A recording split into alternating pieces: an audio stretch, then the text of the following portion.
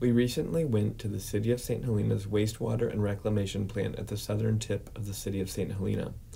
This is the site of the Big Pour coming up in late June and will be home to new equipment for the wastewater treatment plant that will bring its outdated equipment up to date and allow it to process wastewater more efficiently and to a higher standard. With the new equipment and treatment process, treated water will be up to a nearly drinkable standard.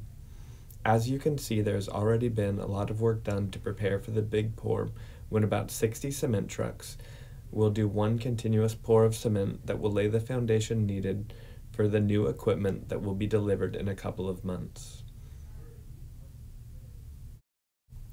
These are renderings of the type of equipment that will be installed. In addition to this equipment, there will be a new lab and office for the treatment plant staff to use that meets current legal requirements and will allow additional tests to be completed. Now we wanted to give you a quick tour of what the current facility looks like.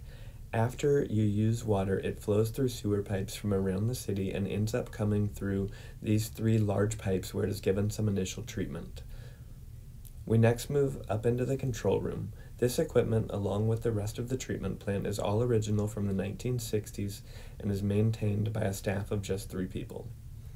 In this lab, the wastewater treatment team conducts a variety of water quality tests to ensure that the wastewater is being treated properly and that all water that is released into the treatment ponds, spray fields, and Napa River meets specific standards. Once the water goes through this treatment process, it goes into a series of 6 treatment ponds. The water slowly moves through each of these ponds, and the entire process from the time the water enters the first pond to the time it is discharged into the spray fields or the Napa River takes 3 to 4 months on average.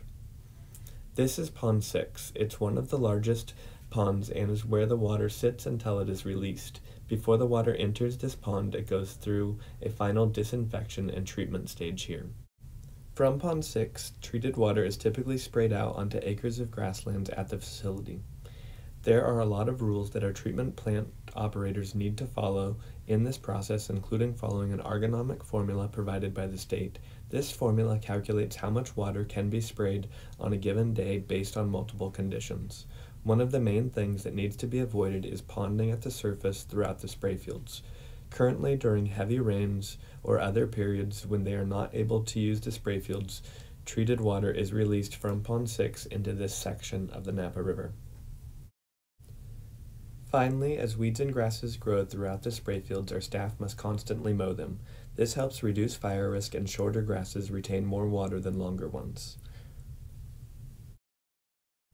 Thank you for joining us for this quick tour of our wastewater treatment plant. We look forward to showing you the facility once the new equipment is in place and operational.